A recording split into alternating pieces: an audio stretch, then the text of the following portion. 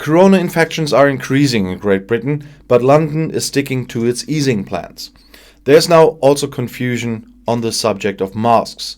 Some call for personal responsibility, others want to get rid of it quickly. The British government has come under increasing criticism for contradicting messages about wearing masks after the planned end of all corona measures. I think it's pretty confusing for people what the right thing to do is now, Warwick University infectious disease expert Mike Tilsley told BBC Television on Monday. He hoped enough people weighed the risk themselves so that there would not be a massive increase in infections. The immunologist Peter Openshaw from Imperial College London criticized the planned lifting of the mask requirement on the BBC 4 radio station. It is not right to leave the decision to the people, said the doctor. The 7-day incidence in the UK is currently 322, despite a fully vaccinated vaccination rate of 51%. 68% of the British have already received the first vaccination. British Prime Minister Boris Johnson did announce on Monday that all corona measures, almost all, including the mask requirement, can be lifted on July 19th. And he is still sticking to that plan. Several ministers had already announced that they would no longer wear mouth and nose protection after the end of the mask requirement. Others had called on people to continue to voluntarily wear masks. Johnson also urged a message published on Monday night to take responsibility.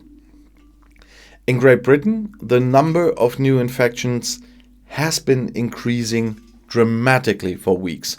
However, the government argues that the link between infections and hospital admissions and deaths has been weakened enough, thanks to the successful vaccination program. However, experts warn that a possible increase to as high as 100,000 new infections per day could place a significant burden on healthcare and healthcare providers.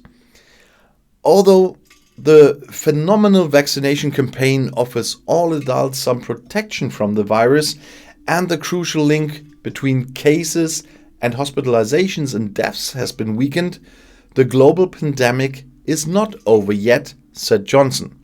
We all have to take responsibility so as not to jeopardize our progress and ensure that we protect our NHS, that's the National Health Service, he said.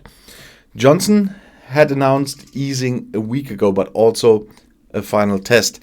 It has already been decided that from July 19th, fully vaccinated people and minors residing in the United Kingdom will be allowed to enter the country without quarantine. Tourists from Germany, for example, must continue to self-isolate for at least 5 days after arrival. The easing only applies to the largest British part of the country, England, for which the British government is responsible. The respective national governments are responsible for health policy in Scotland, Wales and Northern Ireland. It will take even longer there until the last corona regulations are lifted. And if you're also interested in some other topics, there will be a nice interview, my very first premiere tonight on queer views. And if you understand a little bit of German, come at 8 p.m. CET and visit me there. It's a premiere, so there will be a live chat and I'll be there. I'll see you there. Auf Wiedersehen.